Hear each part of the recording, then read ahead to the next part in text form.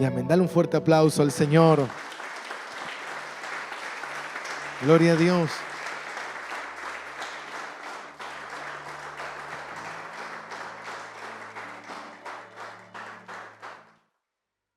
Dios los bendiga. Tomen asiento. Feliz día de Pascua para todos ustedes. Feliz día de resurrección para todos ustedes. Invitamos a los niños que puedan pasar a su hora de escuela. Invitamos a los padres y a los adultos a que puedan abrir su Biblia en este domingo. Quiero contarles que el domingo que viene, después de Pascua, seguramente tengamos bautismo. Amén. Así que bueno, si alguno todavía no ha pasado por las aguas, confesando y dando ese acto de obediencia y de testimonio, lo invitamos. Como dijo el etíope, le dijo a Felipe, ¿qué impide que yo sea bautizado? Nada. Hay aguas aquí, si tú crees y estás decidido en lo que Cristo ha hecho en tu vida y convencido de que Jesús es tu Salvador, ven, bautízate. Amén. Como decía nuestro hermano Eliel hoy, hablar de las Pascuas, quizás para los que tienen muchos años en el camino del Señor, han escuchado tantas cosas, ¿no? Se ha predicado tantos mensajes, tanto hemos hablado de las Pascuas y de lo que ha sucedido y de lo que Cristo ha hecho por nosotros y la resurrección. Pero yo pensaba hace un mes atrás, más o menos, y yo le decía al Señor, Señor, este es un tema tan profundo que no nos alcanzará la vida ni la eternidad llegar a comprender. Pero te pido que este domingo podamos crecer en ese conocimiento. Como decía Eliel, ¿no? Que cuando nosotros olvidamos, vamos camino a esa apostasía, pero cuando nosotros recordamos, vamos camino a esa exaltación.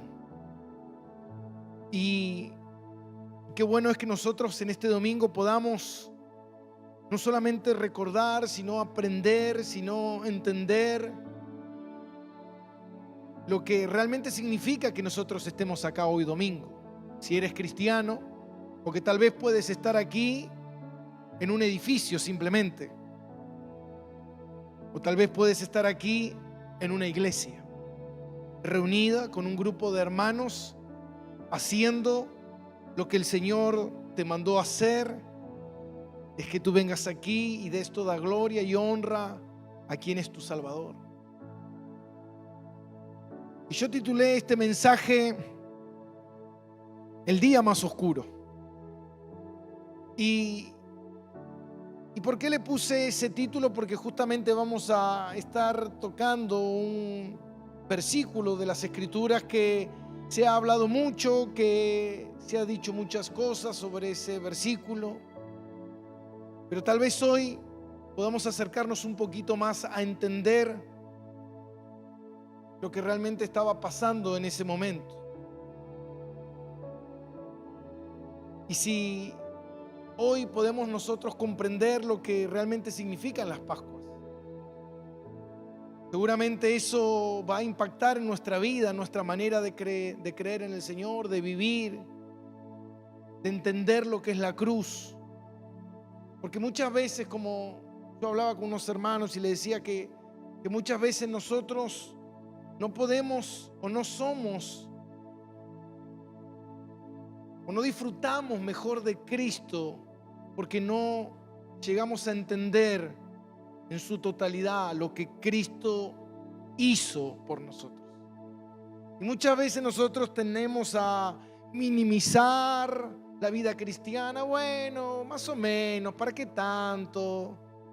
Si hoy quiero voy, si mañana no quiero no voy, no tengo ganas de leer, de estudiar, de orar. Y realmente no entendemos lo que significa ser salvado, lo que eso implicó, la salvación. Y tal vez nosotros somos muy superficiales en este tema. Y bueno sería que nosotros pudiéramos rumiar un poco y meditar en este asunto, que no es simplemente que Jesús vino y murió por los pecadores, y es a veces como, bueno, Cristo vino y tomó mi lugar y listo. Pero no es tan simple como parece. El acto que Cristo hizo implicó muchas cosas. La obra de Cristo implicó muchas cosas. Lo que Él hizo para traer salvación a los escogidos fue algo sumamente titánico. No fue simplemente algo sin sentido o liviano, sino que fue algo sumamente serio.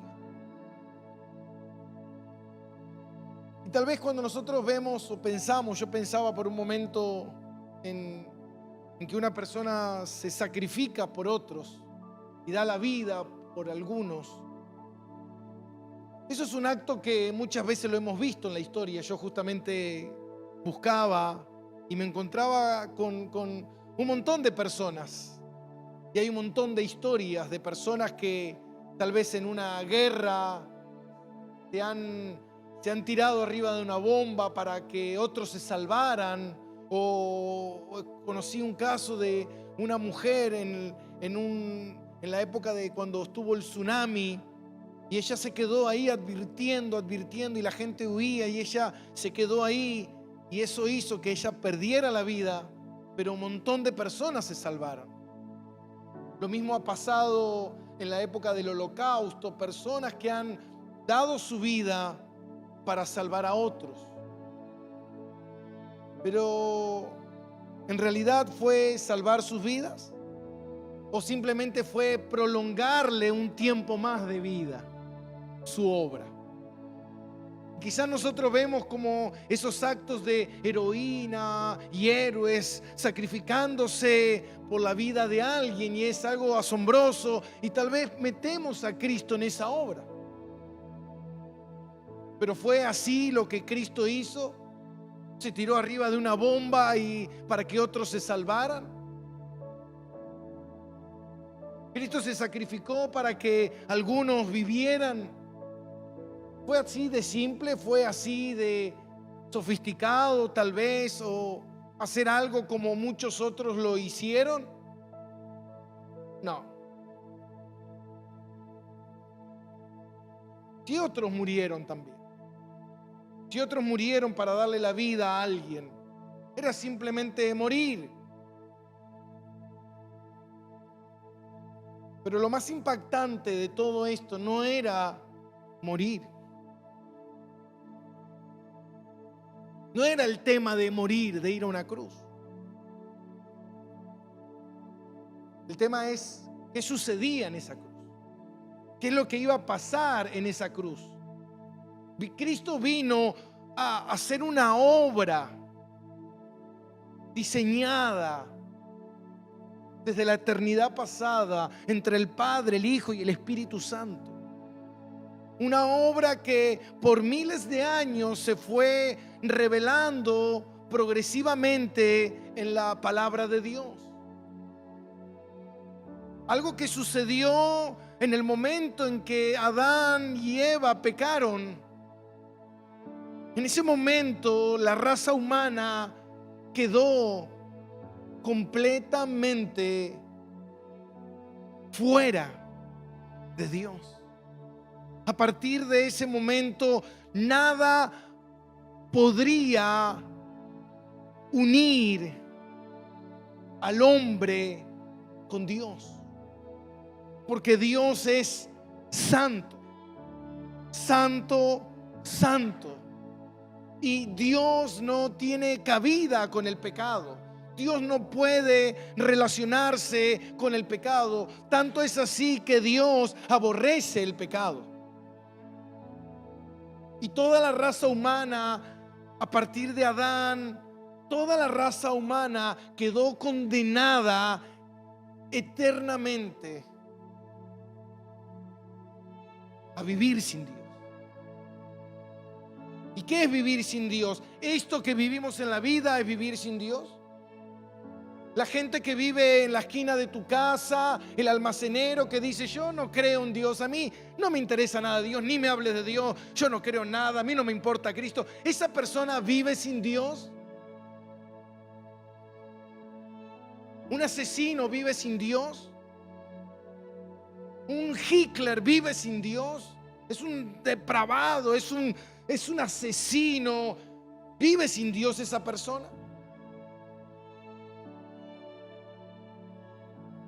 Todos los seres humanos, en el momento en que pecaron, quedaron destituidos de la gloria de Dios. Y Dios dice en su palabra en el Salmo 5:5 que Dios abomina y aborrece al que practica pecado.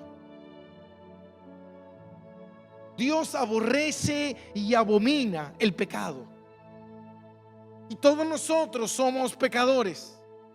No hay ni uno solo que no sea pecador. Todos pecaron por cuanto todos están destituidos de la gloria de Dios. Todos. Un famoso predicador dijo: lo cierto es que si no te encuentras con Cristo, lo único que te queda es la perfecta ira de Dios. O eres salvo de Dios y estás con Dios, o eres destruido por Dios. ¿Y qué es ser destruido de Dios? ¿Qué es eso? Hermano, no tener a Dios es lo peor que una persona puede llegar a experimentar en su vida. Nadie, ninguno de nosotros hemos experimentado eso, ni en el peor momento de la raza humana, ni en una guerra mundial. Sabemos lo que significa ser dejado por Dios.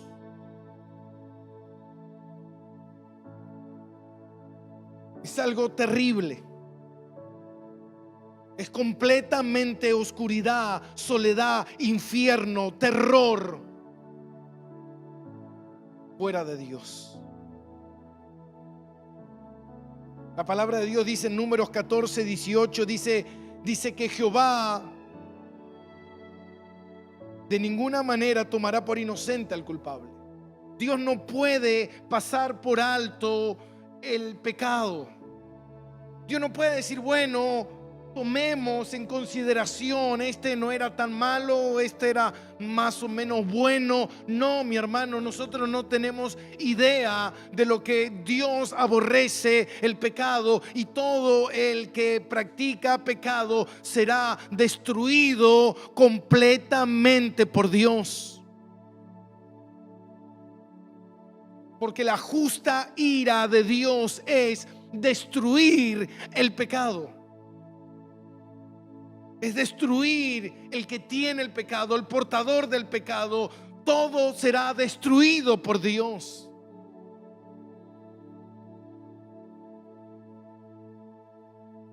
Millares de galaxias destruyéndose una tras otra, cayendo en un agujero negro, totalmente destruido, totalmente aplastado, no se compara a la destrucción de Dios sobre el pecado.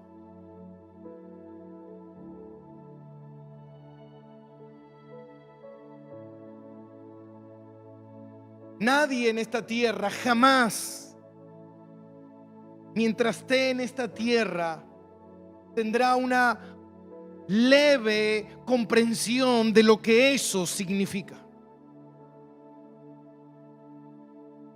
Solamente saben lo que eso significa las personas que ya murieron sin Cristo.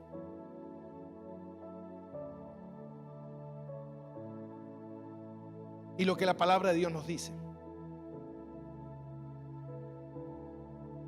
Pero ninguno de nosotros, ni el pecador más pecador de esta vida, le cayeron 3 bombas atómicas encima, le agarraron 1000 pestes, le metieron 1000 balazos, nadie se sabe ni entiende lo más cercano, lo que significa experimentar eso. ¿Por qué? Porque mientras estés vivo y mientras vivas en esta tierra, Dios permitió algo que se conoce como la gracia común. Gracia significa recibir algo que no merezco. Ahora, ¿qué significa esa gracia común? Porque la salvación es gracia, es recibir salvación de algo que yo no merezco. Ahora, esa gracia común significa que es una gracia temporal sobre la tierra, sobre todos los habitantes que están ahí, porque dentro de esa tierra también hay redimidos. Y mientras tanto, mientras en la tierra haya redimidos, Dios no destruirá la tierra. Y por ende Dios derramará esta gracia común, como dice Mateo 5:45. Dice que Dios hace salir el sol sobre los malos y los buenos, y hace llover sobre los justos y los injustos. Entonces la persona más mala sobre esta tierra, incluso esa persona está en este preciso momento disfrutando, por lo menos por un tiempo, de esta bondad de Dios. Por eso, como decía un predicador, que para muchas personas que irán al infierno, el único cielo que ellos conocerán es esta tierra. Aunque estén en una cama, tirados en terapia intensiva, muriendo ahí, para ellos será el único cielo que conocerán, porque no se compara en lo más mínimo a lo que es enfrentarse a la ira de Dios. Y para los que son salvos, el único infierno que conocerán, o lo más cercano al infierno que conocerán, es esta vida. Porque después gozarán de la eternidad al lado de Dios. Ahora fíjate algo. Dice que Dios hace salir el sol sobre los buenos y los malos, y hace llover sobre justos e injustos. Esta ira que nadie conoce, que muchos en esta vida juegan y fantasean con, bueno, cuando vayamos al cielo estaremos todos pasándola bien y vive como quiere, no pasa nada, total, ¿qué puede pasar del otro lado? Aquí en este lado tenemos un montón de problemas, seguramente cuando pasemos para el otro lado no tendremos tantos.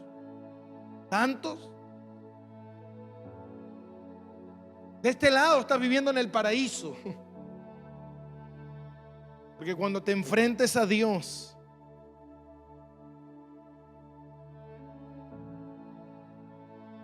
todos hoy disfrutan de esa gracia. Los perversos disfrutan de esa gracia.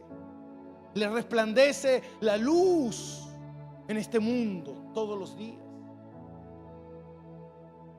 Pero nadie se imagina lo que es ser abandonado y castigado eternamente por Dios.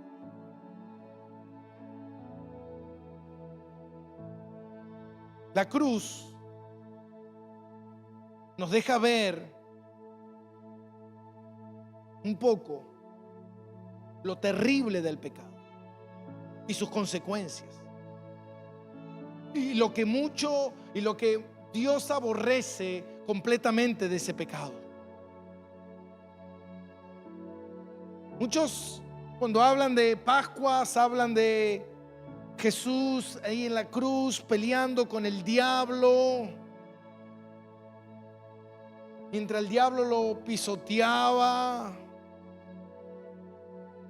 Y yo siempre le digo a la gente: ¿tú crees que Jesús estaba peleando con el diablo? Y la Biblia dice que él fue como oveja al matadero, sin abrir su boca. Él no peleó, no gritó, no hizo nada. Hermano, él se entregó. Él no pelea, porque acá no había que pelear. Acá había que pagar. Y no había que pagarle al diablo. Bueno, le fue a pagar al diablo para que el diablo nos deje ir. La Biblia no dice eso. Por eso nosotros, cuando vemos que Jesús oró en Getsemaní, esa última noche, ese jueves a la noche, mientras Jesús estaba orando en Getsemaní, Jesús le dijo al Padre: Padre mío, si es posible. Y Jesús siempre llamó a Dios Padre, siempre. Toda la Biblia, Jesús se dirigió a Dios como Padre. Padre mío. Y le dijo: Padre mío, si es posible, pasa esta copa de mí. Nosotros sabemos lo que esa copa significa. Nosotros sabemos que esa copa es la ira de Dios por los pecados de los escogidos. Todos los pecados estaban en esa copa. Y la ira de Dios iba a castigar cada uno de esos pecados. Esa mentira, ese engaño, ese robo, ese adulterio, ese asesinato, esa maldad, esa idolatría, de todos los escogidos, desde el día 1 hasta el último día. Todo estaba ahí adentro de esa copa. Y Jesús esa noche sudó con gotas de sangre y le dijo a sus discípulos: mi alma está desfalleciendo. Y ellos dormían porque no entendían, ni cerca estaban de lo que estaba aconteciendo al lado de ellos. Jesús estaba a punto de beber lo que sería lo más terrible y jamás imaginado. Ahora, Jesús sabía a qué se enfrentaba. Jesús sabía por qué había venido. Él estuvo en el momento de la planificación del rescate, pero no había otra manera, no había otra forma. Dios tenía que hacerse hombre, despojarse de esos atributos, hacerse hombre y venir y pagar por los hombres. No había otra forma. Por eso dice que en Juan 18:4, pero Jesús, sabiendo todas las cosas que habían de sobrevenir, se adelantó y le dijo: ¿a quién buscáis? En el momento en que Judas fue y fueron a arrestar a Jesús, Jesús se adelantó, porque él sabía lo que sobrevendría. Él sabía lo que iba a suceder. A él nadie lo toma por prisionero, él se entrega como prisionero. A él nadie le quita la vida, él entrega su vida en rescate. Jesús no resistió, Jesús no peleó, Jesús se entregó. sabiendo que era la única forma en que él podría hacer lo que hizo. Esa noche del jueves que es arrestado, viernes en la madrugada, Jesús fue pisoteado, escupido, maltratado, lastimado, encarnecidamente, destruido su cuerpo completamente, carne molida.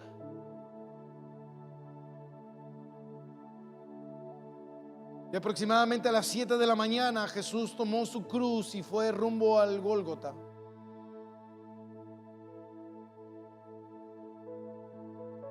Destruido completamente.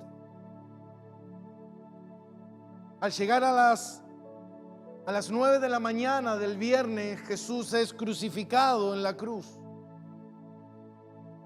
atravesado con unos clavos enormes en sus manos y en sus pies, pero nada de eso era severo en comparación a lo que vendría. Los hombres que estaban alrededor de él, uno a la derecha y otro a la izquierda, también estaban siendo crucificados. La crucifixión era algo normal para el tiempo de los romanos. Eso lo practicaban a diario. Y Jesús estaba ahí. Pero nada de eso se comparaba a lo que vendría. Uno dijera, wow, terrible, Cristo estaba en la cruz muriendo. Sí, los ladrones también. Pero Jesús estaba en esa cruz haciendo algo que en un momento Él tendría que hacer. Y dice que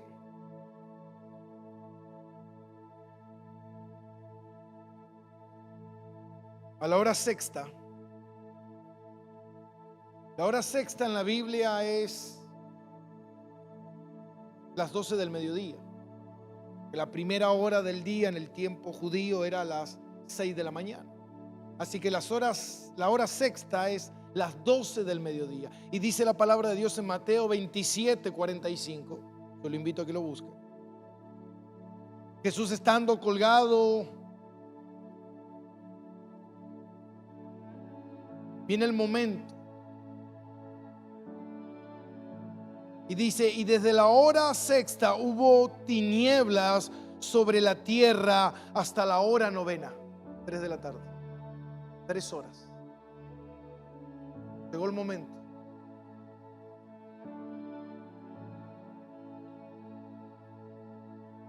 Ese fue el momento. 12 del mediodía. Jesús en la cruz. Y en ese momento la tierra se oscureció. Mucho se dijo que bueno, pudo haber sido un eclipse. Imposible, porque en ese tiempo, en el tiempo de Pascua, es luna llena. La luna está completamente al otro lado, enfrente. No puede haber eclipse. Fue un acto divino y Dios oscureció la tierra. Y a partir de ese momento, Cristo se enfrentaría a la ira de Dios.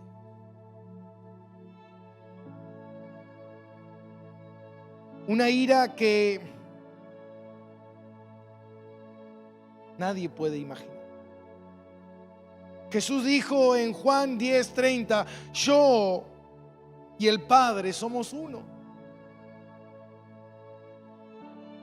O en Mateo 17:5 dice que una nube de luz, escuche, de luz lo cubrió, y he aquí una voz desde la nube que decía, este es mi Hijo amado en quien tengo complacencia.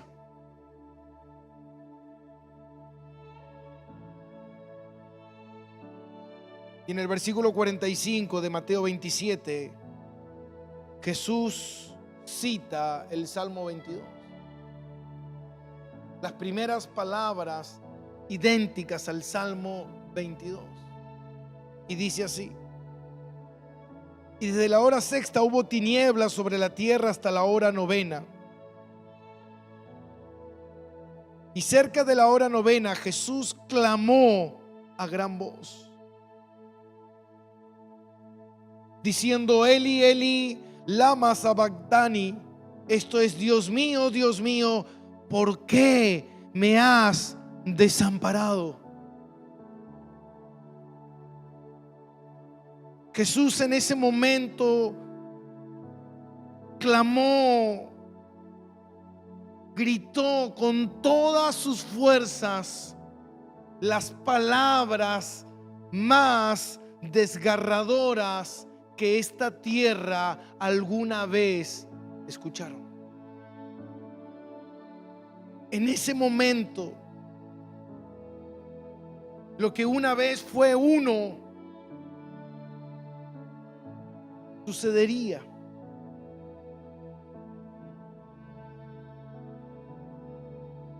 Puede ser que Jesús esté preguntando: Dios, ¿por qué me has abandonado? Puede ser que Dios abandone a su Hijo.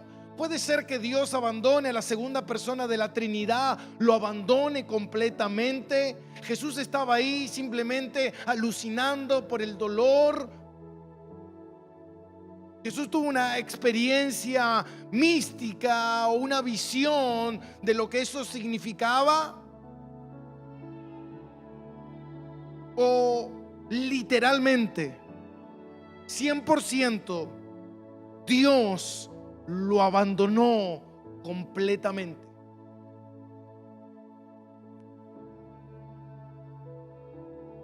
Dios lo abandonó completamente.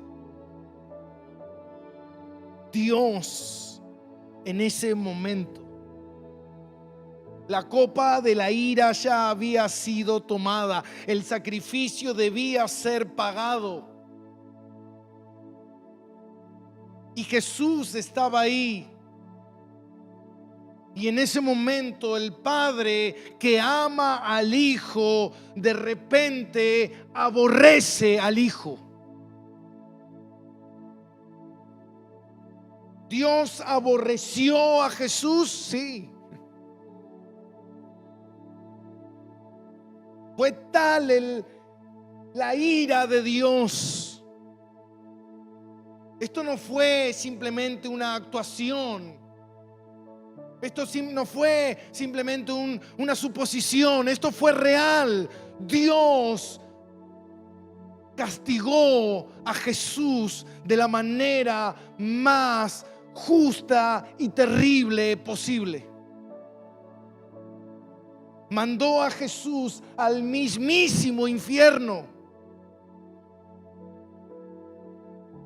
Jesús fue lanzado de Dios completamente. Dios lo abandonó en la totalidad oscura y lo entregó al infierno para ser destruido de la manera más terrible e inimaginable. Y todo el castigo de Dios vino sobre él. En ese momento Jesús podía decir: hasta acá llegué. Muchos se burlaban y le decían: ¿por qué no te bajas de esa cruz y muestras que eres Dios? Jesús nunca dejó de ser Dios, pero él estaba siendo castigado como el peor de todos los pecadores. Jesús en ese momento, él podía bajarse de la cruz y decir: mira, bueno, Dios Padre, hasta aquí llegué, tomo mis atributos de Dios y listo. Es muy difícil esto, es terrible, esto es algo, wow, nunca Jesús vivió lo que vivió, nunca.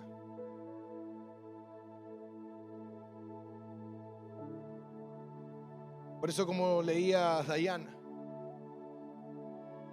fue obediente. En ese momento fue obediente.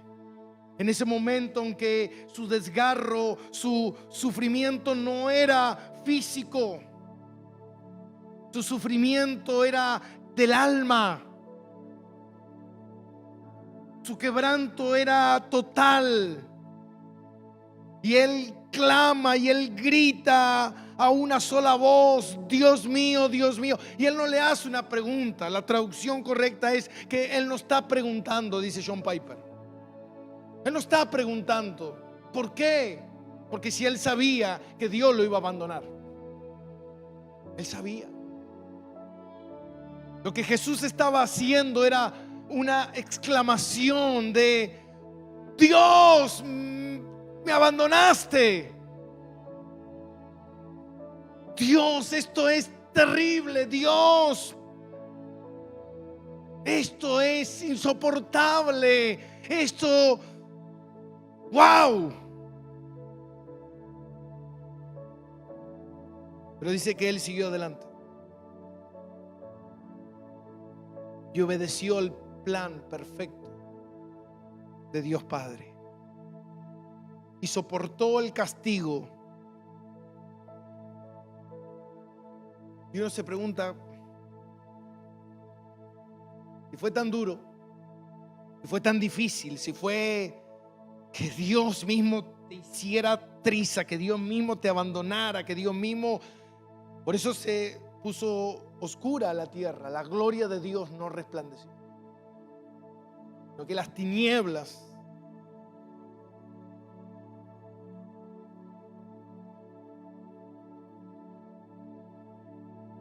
cubrieron la tierra. Y uno dice, ¿por qué Jesús tuvo que soportar tanto? ¿Por obediencia al Padre? Sí. Pero dice la palabra de Dios en Hebreos 12:2, dice: por el gozo puesto delante de él soportó la cruz. Y yo pensaba, ¿en qué gozo? ¿Qué gozo? Imagínese en ese momento haber sido destruido por Dios, alejado de Dios. Dios es tu enemigo. Y él resiste la ira de Dios, el castigo terrible, hasta que muere. Y él entrega su espíritu. Esa es la única porción en las Escrituras que Jesús le dice Dios y no Padre. Dios mío, ¿por qué me has abandonado? ¿O por qué me has desamparado? Según la traducción. Y cuando Jesús muere, después de resistir el castigo y muere vencido,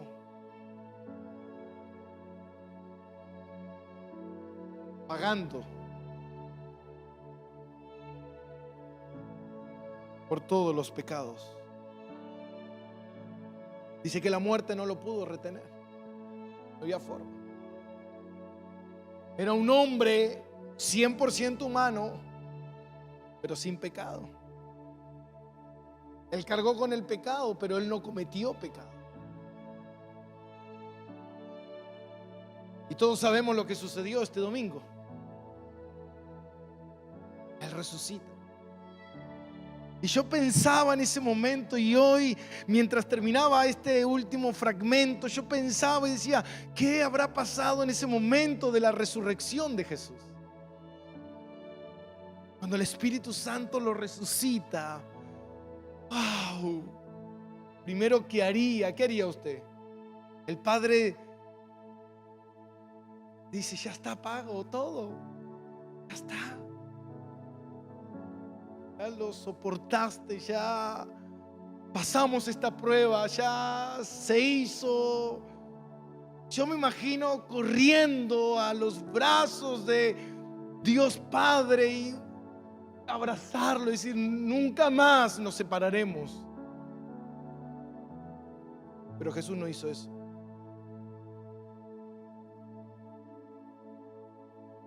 Jesús no hizo eso. ¿Quién no si quisiera ir a reconciliar, a encontrarse con el Padre enseguida, después de haber estado separado de Él y haber recibido todo el castigo y todo? ¿Quién no correría a Dios a decirles: ya estoy reconciliado, ya estamos bien? Jesús, cuando resucitó, lo que ardía en su corazón era hacer otra cosa.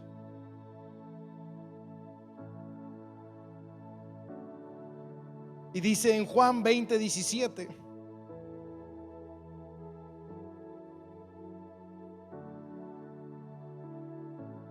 o el 16, Jesús le dijo: María. Volviéndose ella, dijo: Raboni, que quiere decir maestro. Y Jesús le dijo: no me toques, porque aún no he subido, Padre.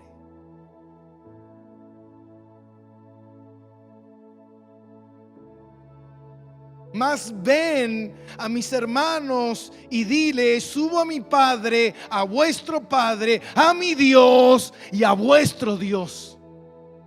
Cuando Jesús resucitó, lo que Él quería hacer, ir y decirle a su novia, a los que Él había pagado el precio, decirle: muchacho, ya está, ya lo pagué, tenemos entrada al trono celestial, ahora voy a mi Padre y también es su Padre, está asegurado, está pagado, ustedes son salvos.